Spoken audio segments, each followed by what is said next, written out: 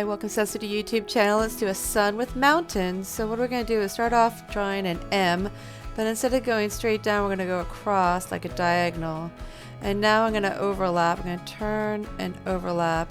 So this is a concave line here, and so is this, but there's a diagonal. So keep going back and forth until you like it, and then draw the sun. Great. So you can take a ruler, and I'd start off in the center and then start making a diagonal line, a turned line going from the top to the sun. So it's like rays of the sun.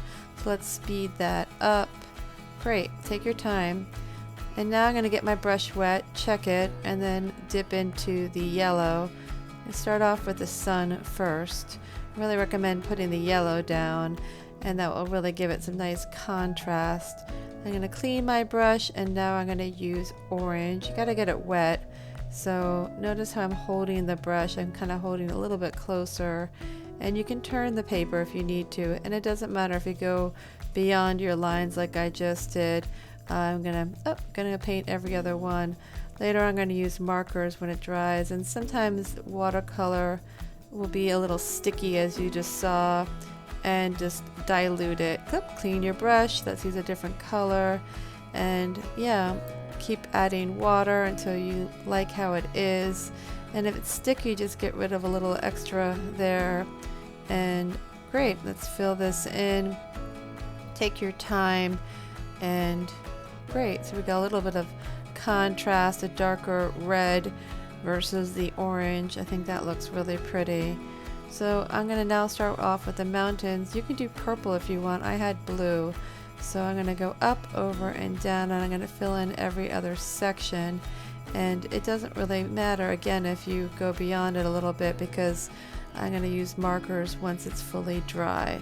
So here's a little bit more of color here, a darker green. It's going to look really pretty if it's super dark next to the yellow.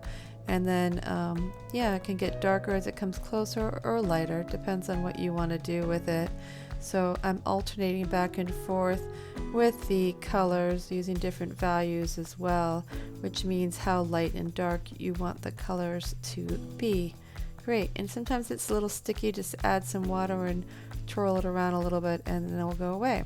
So before you use the markers, you need to either use the hair dryer or just let it dry overnight, and then you're ready to use the markers. Otherwise it's going to ruin the markers. So this is a purple, and notice how I kind of doubled up my lines. That will work as well. There it is, doubling it up. Great. I'm tracing over my lines, and it just kind of pulls it all together. I'd start off with purple, blue, and green, and then up there it is, I'm doubling it up again. This is blue, and then when I'm ready, I think I'm going to use black. So go ahead and draw your lines. Ooh, these are some nice concave lines, kind of emphasizing that, like that. That looks pretty cool. Up here's the black. Yeah, you can go back over and tidy it up. Yep, tidy it up. Great.